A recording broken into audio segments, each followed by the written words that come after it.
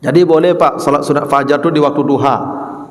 Ya, tapi lagi-lagi kalau kita rujuk ke dua hadis sebelumnya, kasusnya tertidur atau terlupa. Bukan dek malih, dek santai-santai. Tidur kadang begini, kita ni kalau aneh-aneh ibadah jadi fitnah. Ya nak?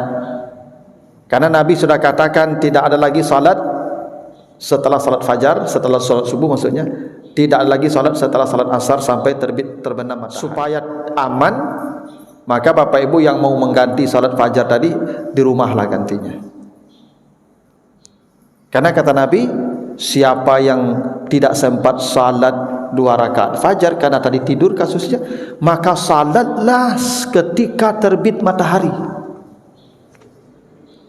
Itu artinya di rumah saja. Boleh tidak kita mengqada salat sunat fajar? Jawabannya boleh, tapi kondisional, tidak mutlak boleh untuk semua orang. Untuk orang tertentu dengan kasus tertentu. Tidak semua orang boleh mengqada atau melakukan salat sunat setelah subuh mengganti rawatib qabliyah subuh atau salat sunat fajar 2 rakaat.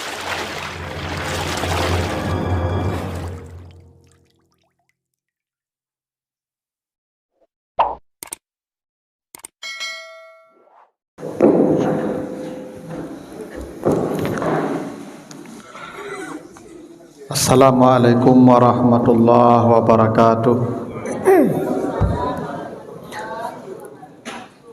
Alhamdulillahi rabbil alamin. Assalatu wassalamu ala asrafil anbiya'i wal mursalin wa ala alihi wa ashabihi ajma'in. Bapak, ibu-ibu, kaum muslimin jamaah subuh yang dimuliakan Allah, kembali kita bersyukur kepada Allah atas segala karunia-Nya. Salawat dan salam untuk Nabi kita Muhammad sallallahu alaihi wasallam. Bapak Ibu yang saya muliakan, kita masih bicara dalam bab salat at-tatawwu', hadis-hadis yang menjelaskan tentang salat sunat. Di pertemuan yang lalu kita baru membahas salat yang kita namakan dengan rawatib. Ya, seperti yang saya katakan, penamaan rawatib itu tidak dari Nabi ya, tapi dari para ulama. Karena Nabi diceritakan hanya melaksanakan salat, ada yang 10, ada yang 12, ada yang begini jumlahnya, dan tidak ada sebutan khusus. Nah, rawatib itu karena dia mengikut dengan salat wajib, nah yang mengikut itu bahasanya rawatib. Nah, kita terakhir ada pertanyaan tentang boleh tidak kita mengqada salat fajar, salat sunat fajar atau yang disebut rawatib qabliyah subuh. Andai Bapak Ibu tidak bisa atau belum sempat melakukan salat 2 rakaat sebelum salat subuh, apakah boleh salat yang 2 rakaat sebelum subuh itu kita kerjakan setelah subuh ini?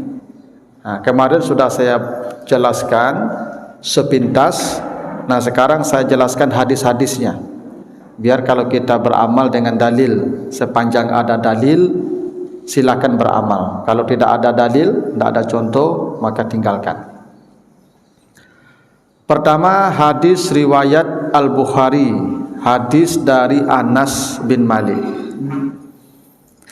Apa kata Nabi? Man nama an salatin au nasiyaha falyusalli iza zakaraha la kafarata laha illa zalika. Siapa yang tertidur atau lupa dari satu salat. Jadi an salatin itu nakirah namanya, umum, apapun wajib atau sunat. Tidak ada disebutkan salat wajib. An salatin itu umum. Siapa yang tertidur atau lupa dari satu salat, maka hendaklah dia mengerjakan salat itu ketika teringat atau terbangun, dan tidak ada kafarat untuknya kecuali hanya melaksanakan salat yang lupa atau terlewat karena tidur itu. Jadi hadis ini menjelaskan, misalnya bapak ibu tertidur lah jam 7 jago, berarti bapak ibu kan lah terlambat subuh dan lah lewat waktu subuh tu. Bapak ibu salat subuhnya jam 7 dan salat qabliyah tetap dilakukan. Jadi kalau bapak ibu tertidur bangunnya siang, jangan lewatkan salat rawatib qabliyah itu atau salat sunat fajar walaupun tidak di waktu fajar lagi. Karena berlaku ketentuan orang yang tidur dan terlupa, dia kerjakan salat itu di waktu terbangun atau waktu ingat. Ini berlaku untuk semua salat sunat, wajib atau sunat. Tetapi sebagian para ulama mengatakan salat yang sudah di luar waktunya itu tidak lagi disebut salat ada, tapi namanya salat qada. Itulah yang disebut qada salat namanya. Kan kalau bapak ibu salat subuh yang pas kita tadi pas waktunya, kan niatnya usalli fardhu subhi raka'ataini adaan di situ, cash tunai di waktunya. Tapi kalau bapak ibu tertidur bangun jam 7 niatnya usalli fardhu subhi raka'ataini qadaan, ndak adaan le Pak ya.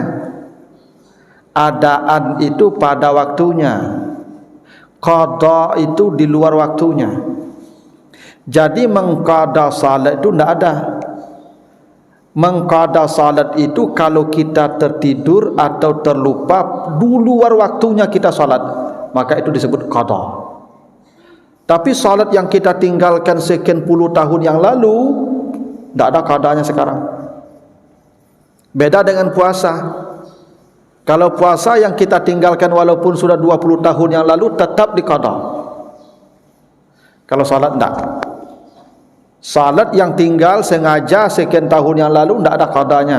Qadanya hanyalah taubat saja. Begitu taubat, salat hapus. Qada salat itu kalau kita terlambat karena tidur atau lupa dan di luar waktunya. Ya kalau masih dalam waktunya tidak ada masalah. Ini di luar waktunya. Kita misalnya Bapak Ibu bisa jadi pergi dari luar kota sampai di Padang jam ampe. Mato nak tanggung bareknya. Kali tunggu subuh azan sajam lain. Nama nunggu azan tu tak kalok. Lah jam 7 baru dapat jago. Itulah salat qada namanya. Termasuk yang sunat. Bapak Ibu kalau salat sunat sebelum salat subuh tadi tetap qada namanya. Jadi salat sunat tu boleh diqada, boleh.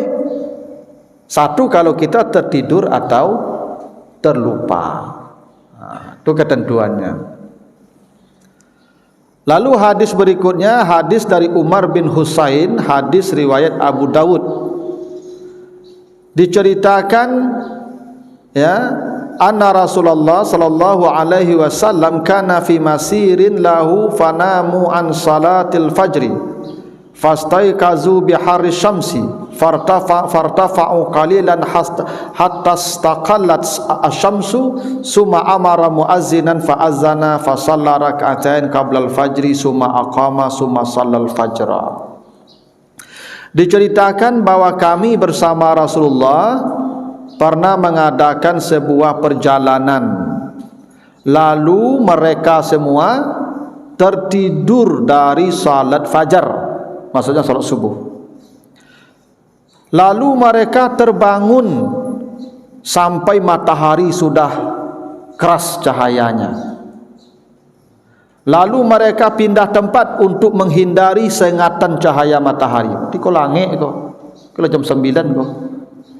Itu. Lalu Nabi menyuruh seseorang azan, maka orang itu azan.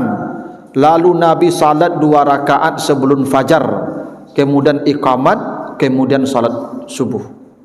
Itu hadis sahih itu Ibu. Ya. Jadi ceritanya Nabi sama sahabat mengadakan perjalanan, mungkin karena lelahnya, ya mungkin sudah jam 3 tertidur, di perjalanan itu, tidur di padang pasir itu mungkin sampai sudah tinggi matahari. Tidak ada satupun yang terbangun di pagi itu. Sudah tinggi matahari, bahkan sudah panas sekali cahayanya. Hingga ketika bangun tu mereka harus berpindah tempat, cari tempat yang teduh, cari bayang-bayang, karena cahayanya sudah har, sudah sangat panas. Maka Nabi suruh salah seorang azan. Kata Nabi, azan. Lalu setelah azan Nabi salat fajar 2 rakaat. Mereka tidak fajar lagi itu. Dan baru Nabi suruh iqamat, baru salat subuh berjamaah. Jadi ini kasusnya tetap tertidur, ya Pak. Jadi salat sunat sebelum fajar tu bisa jam 9 pagi. Bisa Pak. Kalau Bapak Ibu tertidur tadi. Ini biasa kita kerjakan, lalu kita suatu hari tertidur, bangunnya sudah siang. Bahkan azan itu tetap. Kan azan itu tanda waktu salat masuk. Kata Nabi begitu, iza hadaratis shalah falyu'azzin lakum ahadukum. Bila sudah datang waktu salat, azan. Ini tidak datang lagi, dah habis waktu salat. Perintah Nabi bila datang waktu salat, azan. Sekarang tidak ada lagi waktu salat, sudah lewat waktu salat, tetap azan. Kenapa? Tertidur. Dianggap itu masih waktunya, begitu. Tidur, maka azan. Setelah azan Nabi salat 2 rakaat sunat fajar itu.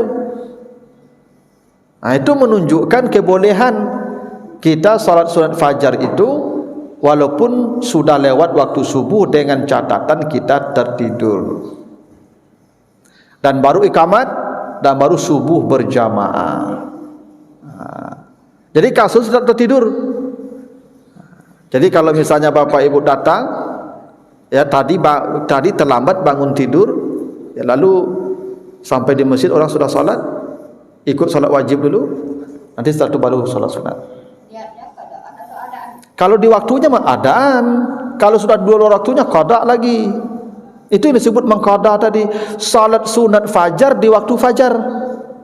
Sekarang fajar udah lewat, berarti tidak waktunya lagi itu. Maka qada niatnya. Kalau salat subuhnya? Ada, karena di waktunya. Kecuali subuh tidak lagi di waktunya. Yang pas subuh terlewat itu qada lagi, karena sudah tinggi cahaya matahari. Misalnya begini, Bapak terlambat bangun, orang sudah iqamat. Berarti kan kita di salat subuh itu niatnya tetap ada, sengajaku salat subuh adaan, subuhnya adaan, habis itu baru salat sunat 2 rakaat, qadaan lagi. Itu mengqada fajar tadi. Dan itu pernah terjadi, disebutkan, ya. Ini hadis dari Uqbah bin Mukram, hadis riwayat At-Tirmizi.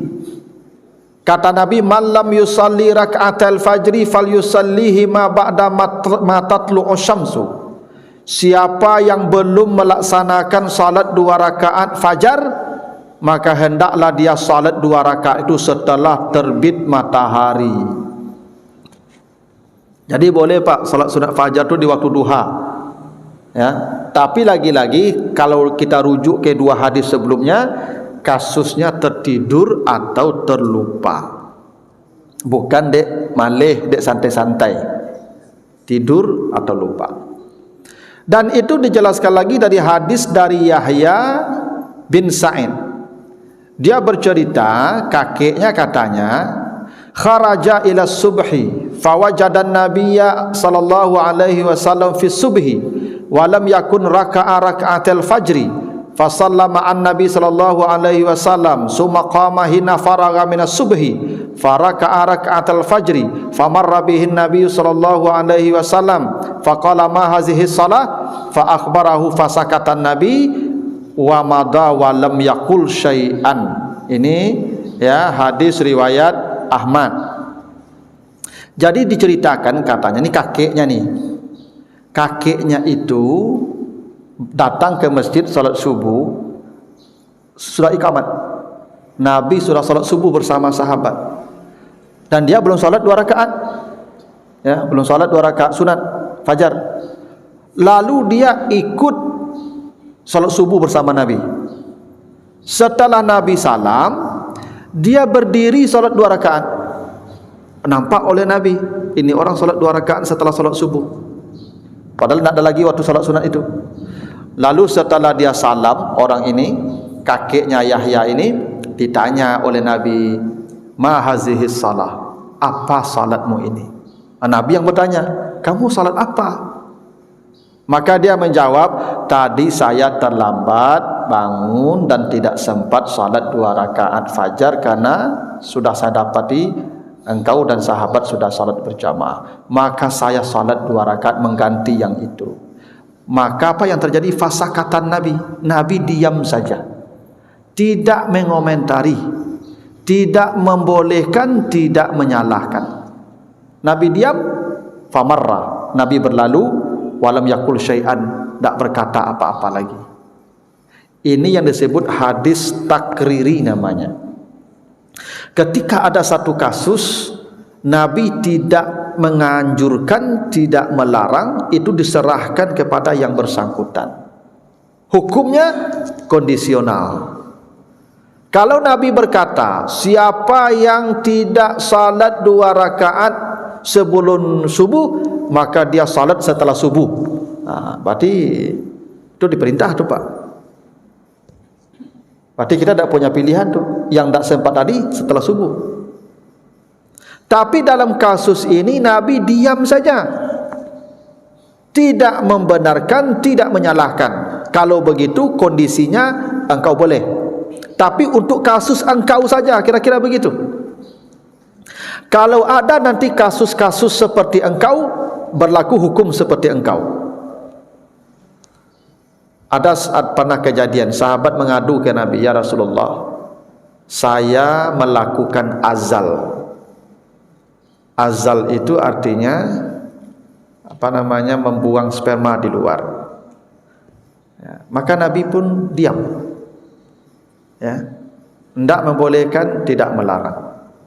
Tapi satu kali ada yang mengatakan, bertanya sama, ya Rasulullah, saya azal. Kata Nabi, tidak boleh, tidak boleh.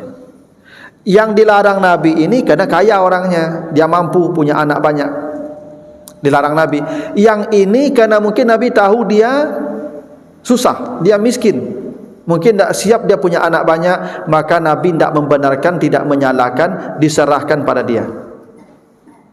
Itu namanya hadis takriri.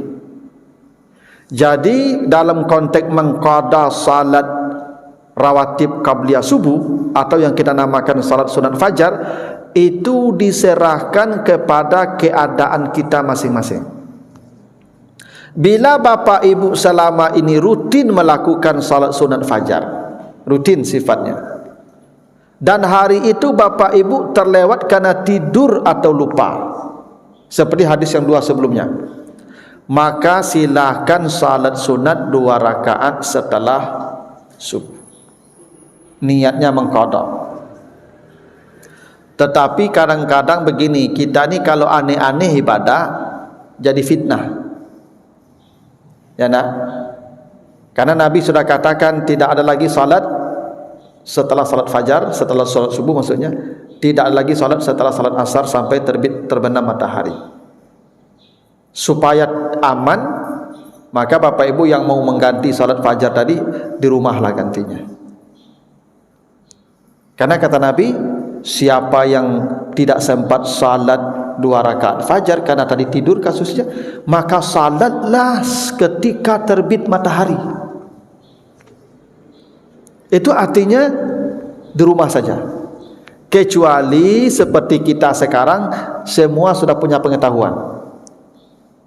Kadang beko nampak orang sembahyang sunat setelah subuh, Pak, heboh orang beko.